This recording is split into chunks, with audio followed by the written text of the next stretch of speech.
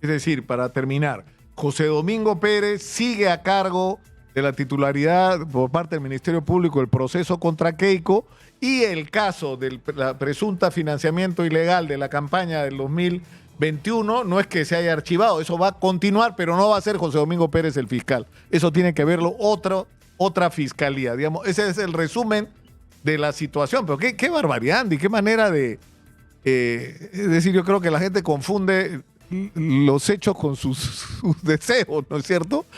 Con lo que quisiera Claro que que sí. ocurra. Pero bueno, esa es la situación, ¿no?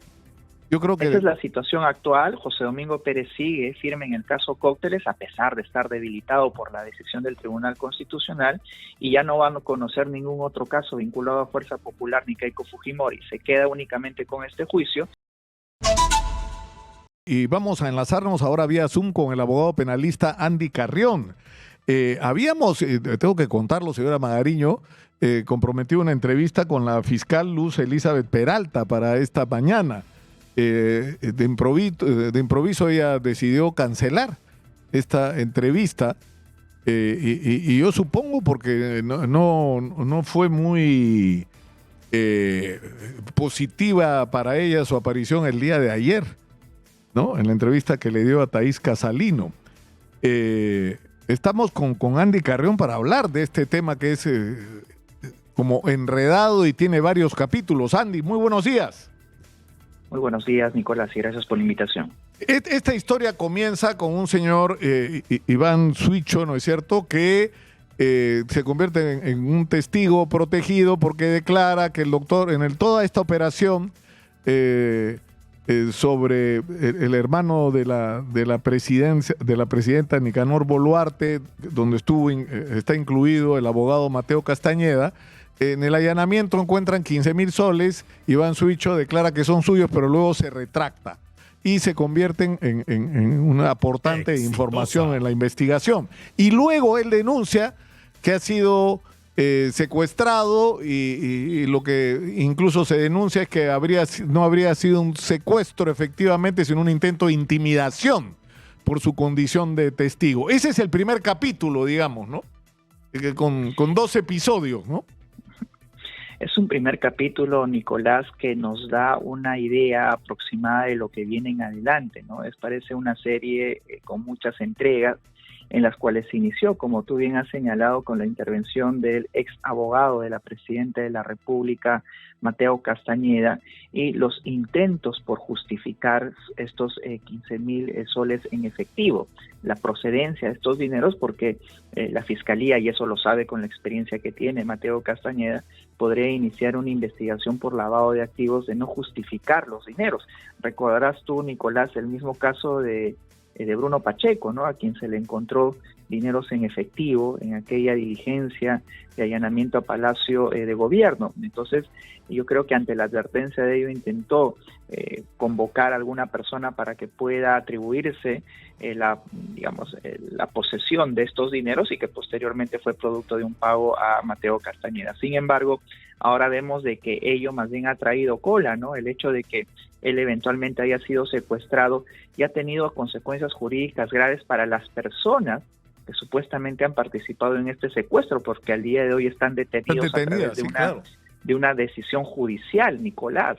O sea, no es un error entre que fue coaccionado o fue secuestrado, bien fue uno o fue otro, porque eso también afecta a terceras personas, además de que también tenemos la intervención de la propia fiscal Marita Barreto, quien en su oportunidad señaló de que esto se trataba de un secuestro, ¿no? Y de cara también a la intimidación a uno de los testigos principales del caso, que ella viene llevando adelante en contra no solamente de Nicanor Boluarte, sino también de Mateo Castañeda. Así es que a esta trama, Nicolás, ya se han sumado otros nuevos personajes, como Andrés Hurtado y la fiscal, ¿no? Superior, que eventualmente habría tenido una participación. Aquí no estamos hablando de que ya hay una sentencia condenatoria de por medio, pero recordarás tú, Nicolás, que por mucho menos se abren investigaciones en el Ministerio Público, ¿no? La sola versión de una persona o un supuesto colaborador puede dar pie a abrir investigaciones, que en este caso creo yo también es inminente.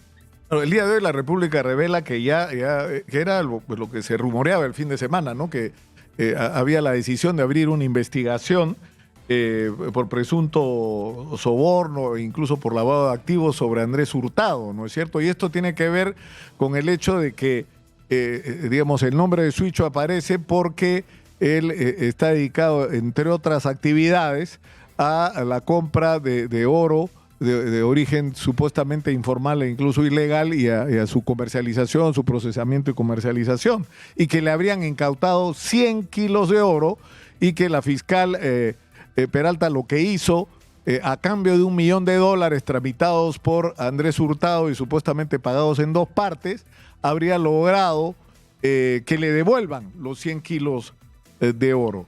Ahora, sobre este capítulo no está clara la información, porque ayer Elizabeth Peralta ha dicho 2 cosas. Uno, que no eran 100, sino 200 kilos. Y lo segundo es que ella no ha tenido que ver directamente con la decisión de devolver esos kilos de oro que habían sido incautados. Hay muchos temas por aclarar, Nicolás, ¿no? Porque estamos ante 2 versiones, ¿no? La primera versión que señaló la esposa de Oreja Flores en el entendido de que ella habría intercedido para la devolución de 100 kilogramos de oro, pero luego la propia fiscal aludida señaló de que más bien se trataba de 200 y que más bien esa devolución no se habría realizado dentro de la competencia de las fiscalías de Lima, sino más bien en la Fiscalía de Trujillo, y que sería la Fiscalía de Medio Ambiente quien habría procedido a esa incautación. Por tanto, Nicolás, existen muchos temas por aclarar, ¿no? El hecho concreto es de que sí se ha procedido a la devolución de cargamento de oro. Y te digo, Nicolás, desde la práctica eso es altamente irregular. Cuando ya un bien se incauta, lo que suelen hacer las autoridades es devolver esa incautación si es que ya hay una disposición de archivo y es firme, o bien una sentencia absolutoria. Y es altamente improbable que estos bienes incautados, más aún si provienen de minería ilegal y se trata de barras de oro, etcétera, que se proceda a una devolución en el transcurso de las investigaciones. Así es que esa irregularidad también tendrá que ser investigada, más aún si estamos hablando de cantidades inconmensurables de eventuales sobornos que habrían intermediado para proceder a esa devolución. Estamos hablando de $1 millón, Nicolás, y veamos quiénes son las personas que han intercedido para esas devoluciones, porque aquí no solamente se podría hablar del delito de tráfico de influencias, sino además, Nicolás, del delito de cohecho, coloquialmente conocido como soborno, y además del delito más grave, cuando intervienen muchas más personas, que es el delito de lavado de activos, ¿no? Es decir, reciben dineros ilícitos y proceden a transferir, a comprar o simplemente a tenerlas, y eso el Código Penal lo sanciona como delito de lavado de activos. Ayer en la entrevista que dio la fiscal Peralta ha sido sorprendente porque ella ha dicho, porque se han mostrado las evidencias de que ella sí conocía a Andrés Hurtado, ¿no es cierto? Ella ha confesado porque se mostraron fotos de ella con él desde el año 2015 y que luego ella ha ido una vez a su casa, lo cual prueba una relación más allá de conocerla. O sea, ha ido a su casa porque algún vínculo amical o la suficiente confianza como para compartir en ese espacio, ¿no es cierto? Que es el íntimo, el de tu casa. Y que ahí estaban los Suicho y ahí los conoció. Pero ella ha dicho que ella no sabía que Andrés Hurtado podía cobrar o ser el intermediario del cobro de comisiones ilegales, pero sí sabía que era proxeneta. Pero eso es grave, porque el proxenetismo es un delito y ella es una fiscal. Entonces está diciendo que ella sabía que supuestamente Andrés Hurtado era proxeneta, entonces debió tomar medidas o actuar como la ley manda, ¿no? Ante el conocimiento de que tiene al frente una persona dedicada a un delito, ¿no?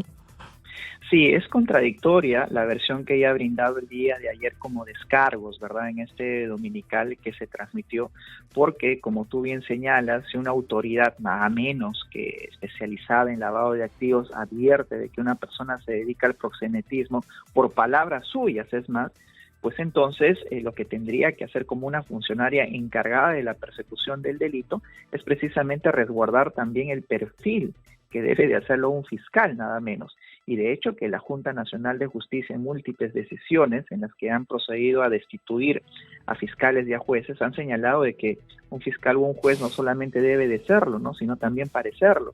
Y yo creo que aquí está en cuestión también esta versión, porque ella debió de apartarse inmediatamente de este tipo de personas que ella imputa ser proxenetas. No lo decimos nosotros, sino a través de su propia versión.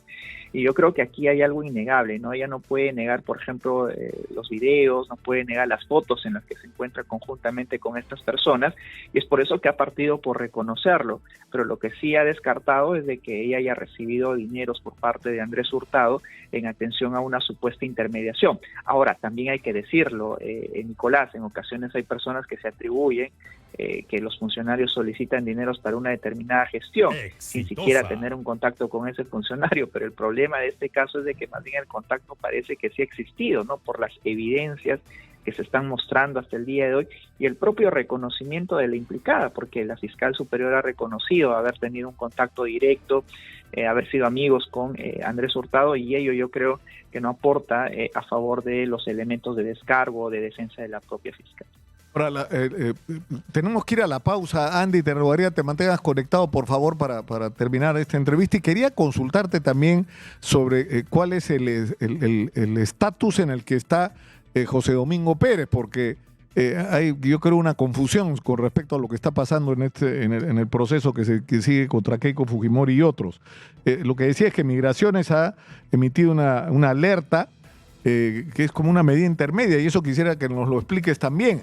No tiene impedimento de salir del país Andrés Hurtado, ni la fiscal, ¿no es cierto?, Peralta, ni Iván Ciucho. Ninguno de ellos tiene impedimento, pero Migraciones tiene una señal de alerta. Es decir, si se presentan en el aeropuerto o en alguna salida del país, esta tiene que ser notificada para consultar si hay algún impedimento, y en esos minutos u horas puede emitirse una orden de impedimento. De eso también quisiera que hablemos tras la pausa, por favor.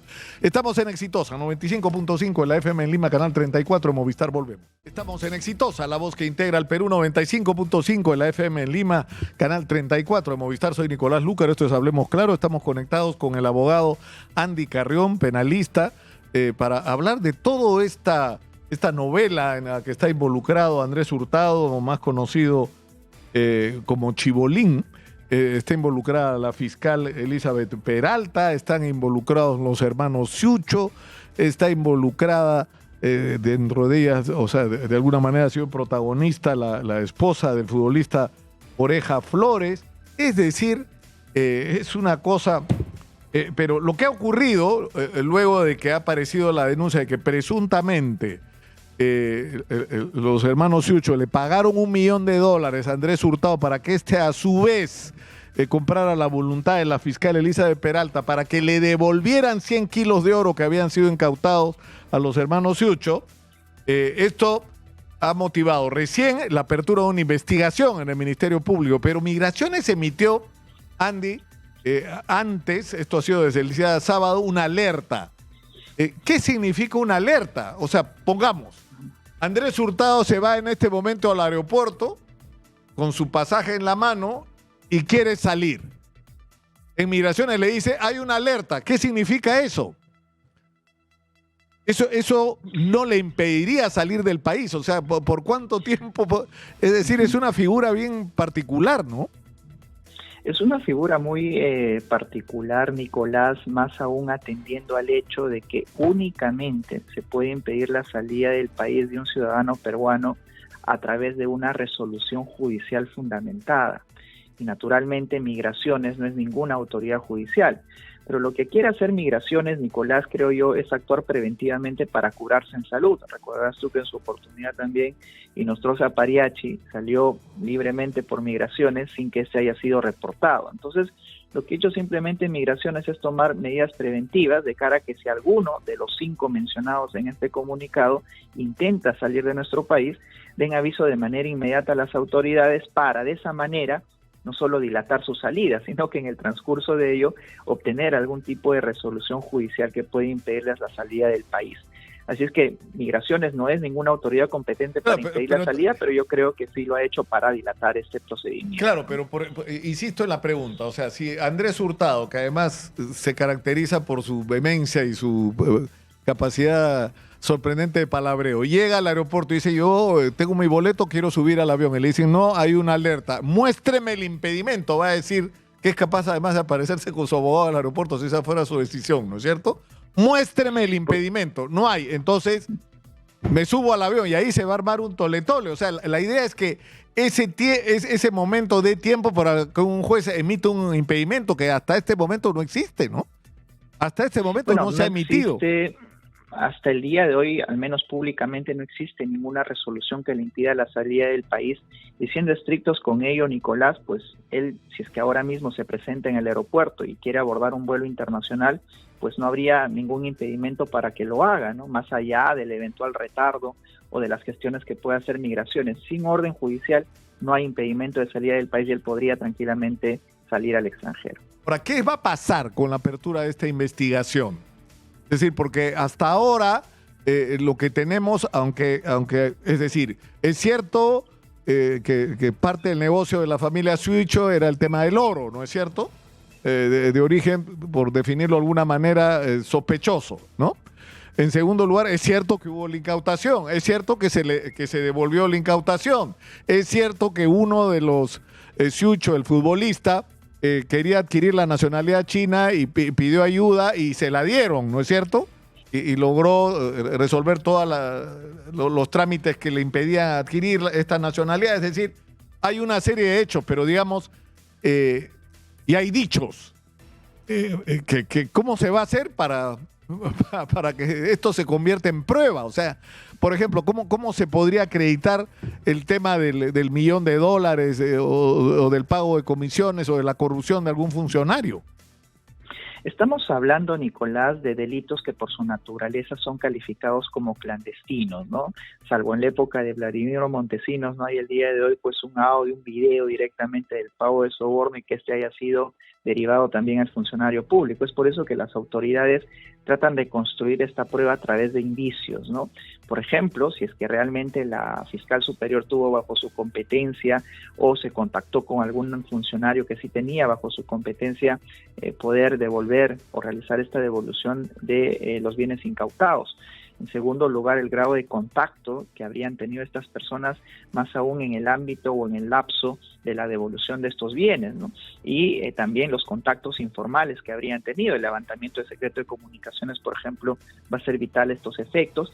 Y sobre todo, Nicolás, cuando se abren este tipo de investigaciones, lo primero que va a hacer la Fiscalía es llamar a declarar a los involucrados, ¿no? Y también a testigos, es decir, lo que ha mencionado Ana Suicho en medios televisivos va a tener que realizarlo también ante la Fiscalía, y no solo ellos, sino ver la posibilidad de aportar alguna evidencia, algún medio probatorio que sustente ese testimonio que ella ha realizado, así como los demás implicados.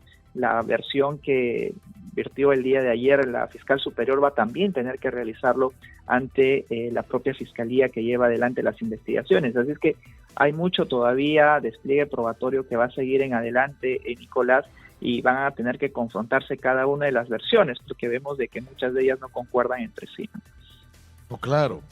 Claro, ahora se supone que si ya la investigación se abrió, es de suponer que la fiscalía o el fiscal a cargo tendría que según la República es José Espinosa Bin, tendría que haber solicitado allá algunas medidas, ¿no? Impedimento de salida del país, levantamiento, como acabas de decir, ¿no? Secreto de las comunicaciones, o sea, para confirmar que las versiones que se han dado tienen alguna verosimilitud. Por supuesto, y además hay algo importante, Nicolás, si es que está en curso la investigación por el delito de lavado de activos y está, digamos, Andrés Hurtado dentro de esta investigación como imputado, hay un tema trascendental y es que él va a tener que demostrar la procedencia de sus bienes, ¿no? Hemos visto cómo, digamos, era muy ostentosa la aparición o las apariciones de Andrés Hurtado de los bienes que poseía, y eso va a tener que justificarlos ante la autoridad competente.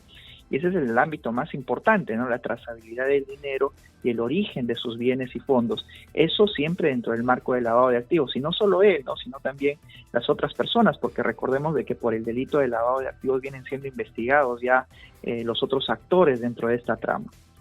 Claro, no quiero que dé la impresión de que le estoy dedicando una atención particularmente especial a Rafael López Aliaga, pero también hay un problema, ¿no? Porque parte de los ingresos que ha tenido Andrés Hurtado han sido por servicios supuestamente ¿no es cierto?, de media training, o sea, de entrenamiento mediático hecho a Renovación Popular y pagado, por supuesto, con los fondos que el Estado le asigna a los partidos. O sea que el Estado peruano, a través de Renovación, le ha pagado a Chibolín por supuestamente, no sé si entrenar al actual alcalde o a quién, para desenvolverse, digamos, ante los medios de comunicación. Y no ha sido poco dinero, ¿no? Y está acreditado además que el pago existió.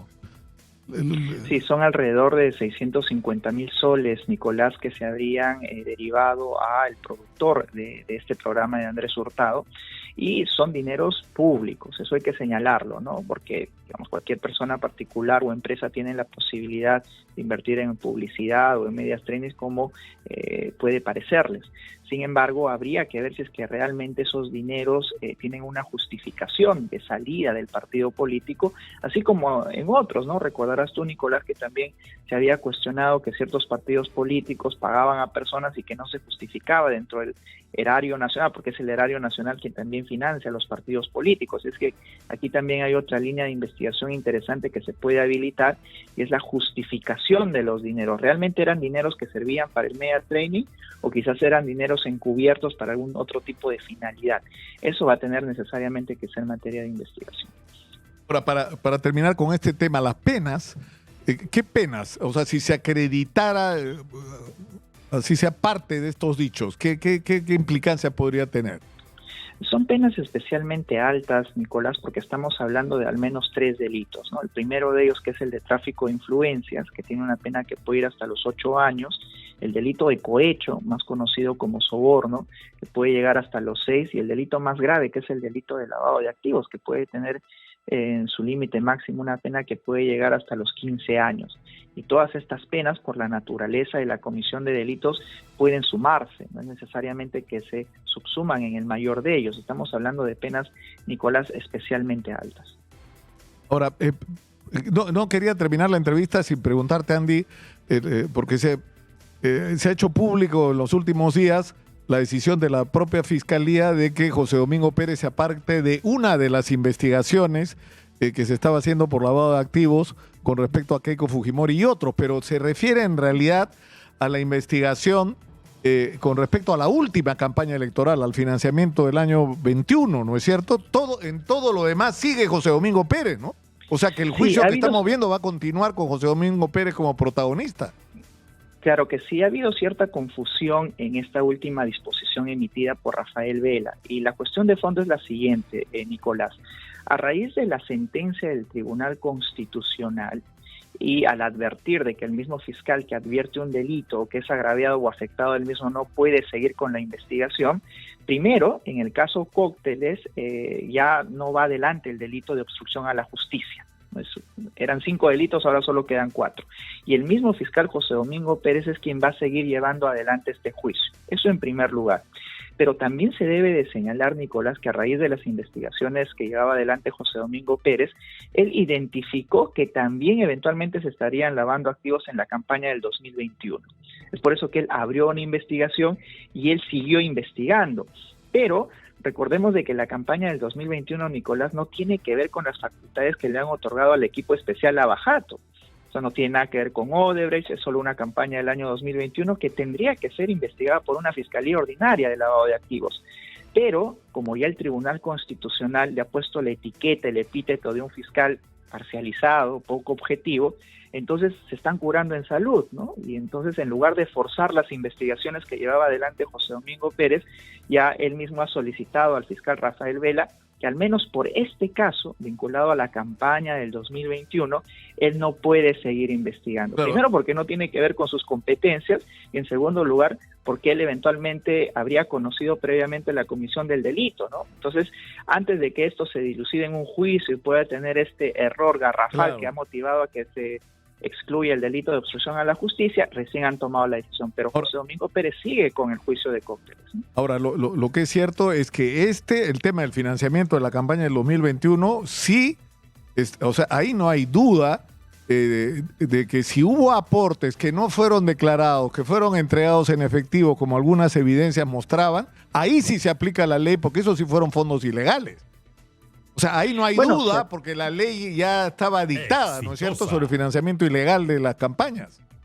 Claro que sí. El problema, Nicolás, fue esta interpretación demasiado extensiva que hicieron los fiscales, y aquí incluimos a José Domingo Pérez, en lugar de subsumir esta conducta en el delito de financiamiento ilegal, más bien la ha subsumido en el delito de lavado de activos, forzando una figura mucho más grave, porque tú tienes razón, o sea, ya estaba vigente la norma de financiamiento ilegal de partidos políticos, pero al ser la sanción un poco más baja, menos grave, pues más bien se decantó por lavado de activos, cuando más bien debió investigar el financiamiento ilegal de partidos políticos, algo que no hizo en su oportunidad, y veamos si es que el nuevo o la nueva fiscal que asume esta investigación pueda reconducir más bien estos hechos a este otro delito. Es decir, para terminar, José Domingo Pérez sigue a cargo de la titularidad por parte del Ministerio Público del proceso contra Keiko, y el caso del presunta financiamiento ilegal de la campaña del 2021 no es que se haya archivado, eso va a continuar, pero no va a ser José Domingo Pérez el fiscal. Eso tiene que verlo otra fiscalía, digamos. Ese es el resumen de la situación. Pero qué barbaridad, Andy, qué manera de... es decir, yo creo que la gente confunde los hechos con sus deseos, ¿no es cierto? Con lo que quisiera claro que sí. ocurra. Pero bueno, esa es la situación, ¿no?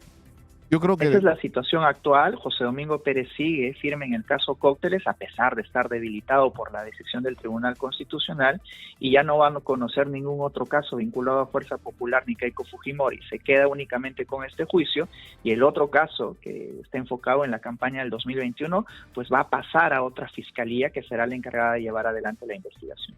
Andy, muchas gracias por atendernos, ha sido muy, muy gentil. Muchas gracias. Gracias, Nicolás. Muy buenos días. Andy Carreón, abogado penalista, ha estado con nosotros.